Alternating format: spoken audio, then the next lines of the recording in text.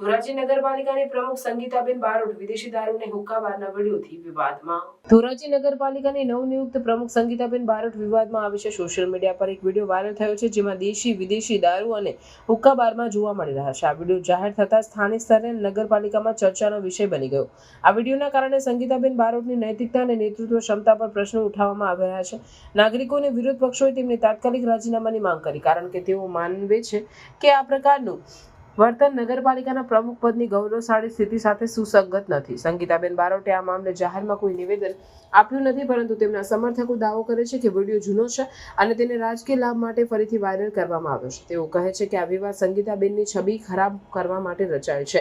નગરપાલિકા તંત્ર અને સ્થાનિક પ્રશાસન દ્વારા આ મામલે તપાસ શરૂ કરવામાં આવી છે। તપાસના પરિણામો આવનાર દિવસોમાં જાહેર કરવામાં આવશે, જેનાથી આ વિવાદમાં વધુ સ્પષ્ટતા આવશે। આપણા મુખ્યમંત્રી શ્રી નરેન્દ્રભાઈ મોદી સાહેબ, અમારા ભૂપેન્દ્રભાઈ સાહેબ તથા અમારા ધારાસભ્ય